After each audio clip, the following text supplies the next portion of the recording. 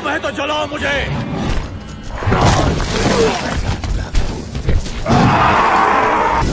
हमला करो।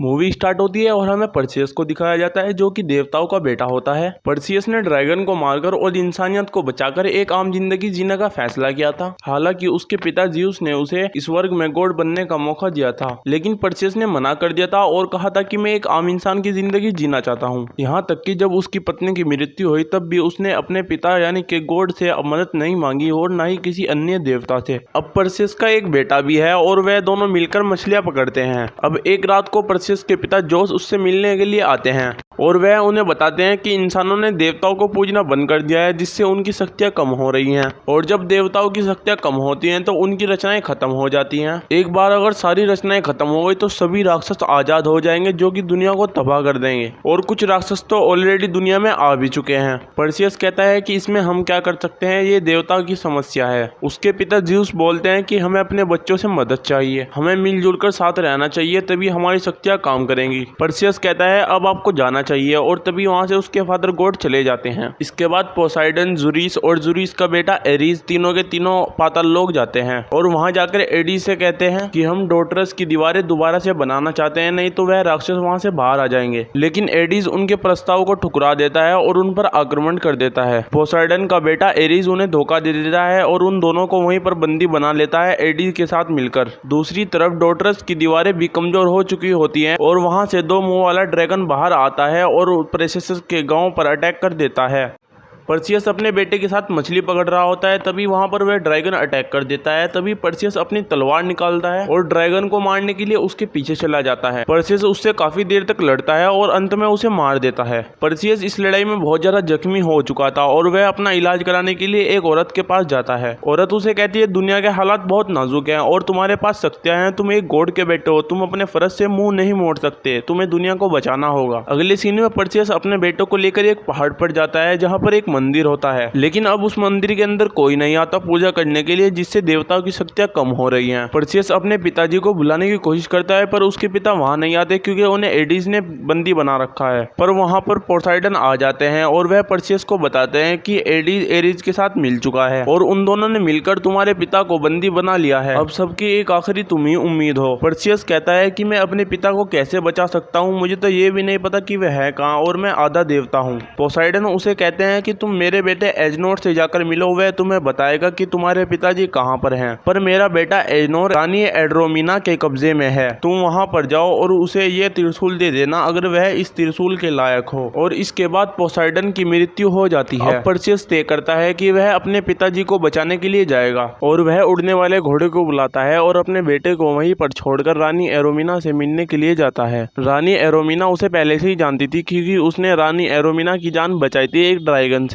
अगले सीन में परसियस एजनोर से मिलता है और उसे बताता है कि मैं तुम्हारा सौतेला भाई हूँ, जेजस का बेटा। एजनोर उसे कहता है कि अगर तुम्हें मेरे पिता ने भेजा है तो तुम भाड़ में जाओ, क्योंकि वह अपने पिता से बहुत नफरत करता था। परसियस कहता है कि तुम्हारे पिता मर चुके हैं। एजनोर कहता है कि देवता कभी नहीं मरते। परसियस कहता है कि अब देवता मरते हैं और उन्होंने मुझे तुम्हारे पास भेजा है ताकि तुम मुझे शातिर लंगड़े के पास ले जाओ। शातिर लंगड़ा वह इंसान है जिसने टोटरस की दीवारें बनाई हैं, वही एक ऐसा इंसान है जो उसके अंदर जाने के रास्ते को जानता है। अगले सीन में रानी एरोमिना, एजनोर और परसियस कुछ सिपाही शातिर लंगड़े के पास जा रहे होते हैं। तभी सब देखते हैं कि जंगल के चारों तरफ फंदे लगे हुए हैं और एजनोर का पैर एक फंदे में फंस जाता है और उस फंदे को कोई अपनी तरफ खींच लेता है। एजनोर उनसे दूर चला जाता है। परसियस अपने भाई को बचाने के लिए भागता है, तभी उस पर कोई लकड़ी से अटैक करता है। परसियस जैसे ही ऊपर देखता है तो उसकी तरफ एक बहुत बड़ा इंसान आ रहा था जिसकी एक आंख थी जो कि देखने में दानव की तरह लग रहा था। वह इतना बड़ा था कि एक इंसान उसके पैर के बराबर भी नहीं था और वह परसियस को मारने के लिए उसके पीछे भागता है और उस पर अटैक करता है, पर परसियस उसके अटैक से बच रहा था बार बार। रानी एरोमिना और उसके कुछ सिपाही उसे मारने की कोशिश करते हैं पर उसे मारना इतना आसान नहीं था। तभी परसियस एक फंदे के ऊपर हाथ रखता है और एक बड़ी सी लकड़ी का टुकड़ा उसके मुंह पर आकर लगता है जिससे वह इंसान गिर जाता है। परसियस उसकी छाती पर चढ़कर उसे मारने वाला होता है, तभी वहां पर उसके जैसा एक और इंसान आ जाता है। तभी परसियस पोसाइडन का दिया हुआ त्रिशूल निकालता है जिसे देखकर वह दोनों इंसान उसके सामने झुक जाते हैं और इसके बाद वह बड़े बड़े इंसान उन सबको सातिल लंगड़े के पास ले जाते हैं। और जब सातिल लंगड़े को पता लगता है कि पोसाइडन मर चुका है और ज़्यूस हेडिस के कब्जे में है, और तभी सातिल लंगड़ा कहता है कि अब इस दुनिया का अंत निश्चित है। अगर एक बार क्रोनोस जाग गया तो उसके बाद इस दुनिया को कोई भी नहीं बचा सकता। पर्सियस बोलता है कि तुमने देवता के शस्त्र बनाए थे, तुम हमें कोई रास्ता दिखा सकते हो। सातिल लंगड़ा कहता है कि मैं भी एक देवता था, पर जब मैंने हेडिस की मदद की तो सभी देवता ने मेरी शक्तियां छीन ली और अब मेरे पास तुम्हारी मदद करने के लिए कोई शक्ति नहीं है। तभी रानी सातिल लंगड़े के पैरों में पड़ जाती है और बोलती है कि तुम हमारी मदद करो प्लीज, हमें दुनिया को बचाना है। फिर सातिल लंगड़ा उन्हें बताता है कि अगर ज़्यूस को उन्होंने पाताल लोक में रखा है तो वह डोटरस के बीच में होगा और वहां से क्रोनोस उसकी शक्तियां चूस रहा होगा। सातिल लंगड़ा बताता है कि डोटरस और उसकी दीवारें मैंने ही बनाई थी, उसे बाहर से अंदर की तरफ बनाया था। उसके अंदर कोई जा सकता है पर वापस नहीं आ सकता, पर मैंने खुद उसके अंदर से वापस आने के लिए एक रास्ता बनाया था जो कि किसी को नहीं पता। हम उसके जरिए से डोटरस के बीच में पहुंच सकते हैं। वह डोटरस के अंदर जाने ही वाले होते हैं, तभी वहां पर एडिस आ जाता है। रानी एरोमिना के साथ जो लोग थे उनमें से किसी ने इसकी पूजा की थी, इसीलिए वहां पर एडिस आया था। एडिस उन सब पर हमला करता है और रानी एरोमिना के साथ जो भी लोग थे उन सबको मार देता है। पर्सियस उससे लड़ने की कोशिश करता है पर वह उसके सामने टिक भी नहीं पाता और तब तक सातिल लंगड़े ने डोटरस के अंदर जाने के रास्ते को खोल दिया था। पर्सियस, एजनोर और रानी उसके जरिए से अंदर चले जाते हैं पर सातिल लंगड़े को एडिस मार देता है। एजनोर के हाथ में एक नक्शा था जो कि डोटरस के बीचों बीच जाने का रास्ता दिखाता है, क्योंकि वहां की दीवारें कभी भी एक जगह नहीं रहती, वह इधर से उधर होती रहती हैं और अगर उन्होंने गलती से भी एक रास्ता गलत चुन लिया तो वह दीवार के बीच पिचकर मर जाएंगे। अगले सीन में ज़्यूस को दिखाया जाता है जो कि अपने भाई एडिस को कहते हैं कि क्या तुम मुझे माफ कर सकते हो। एडिस कहता है कि तुम किस लिए माफी मांग रहे हो। ज़्यूस कहते हैं कि मैंने तुम्हें पाताल लोक भेजा इसलिए। ज़्यूस कहते हैं कि जो तुमने मेरे साथ अभी किया मैंने उसके लिए तुम्हें माफ कर दिया है और एडिस उस पर तरस खा जाता है। वे दोनों आपस में अच्छे से बात कर रहे होते हैं, तभी वहाँ पर ज़्यूस का दूसरा बेटा इरीज आ जाता है और वह एडिस पर हमला कर देता है और अब हेडिस और इरीज के बीच में लड़ाई होती है। यह दोनों लड़ते लड़ते खाई से बहुत नीचे गिर जाते हैं और तभी वहाँ पर पर्सियस, एजनोर और रानी एरोमिना आ जाते हैं। पर्सियस देखता है कि क्रोनोस उसके पिता की सारी शक्ति छीन रहा है, फिर वह अपने पिता को काफी मुश्किल के बाद उन जंजीरों से छुटाता है और तभी वहाँ पर इरीज आ जाता है। तभी इरीज हेडिस का त्रिशूल छीनकर उनकी तरफ फेंकता है जो कि उनकी पीठ में जाकर लगता है। तभी ज़्यूस पर्सियस को बोलते हैं कि तुम मुझे अपना हथियार दो और वह हेडिस पोसाइडन के हथियार को एक साथ मिलाते हैं और तभी एक जोरदार रोशनी होती है जो कि उनको वहां से निकाल देती है और यह उस जगह पहुंच जाते हैं जहां पर रानी एरोमिना की पूरी फौज है और अब क्रोनोस भी जाग चुका है और क्रोनोस को मारना इतना आसान नहीं है। ज़्यूस पर्सियस को बताते हैं कि अगर तुम्हें क्रोनोस को हराना है तो तुम्हें ब्रह्मास्त्र हथियार बनाना होगा जो कि 3 हथियार से मिलकर बनता है। 2 हथियार तो तुम्हारे पास है पर एक हथियार इरीज के पास है। फिर पर्सियस इरीज से बात करता है और उसे उकसाने की कोशिश करता है ताकि वह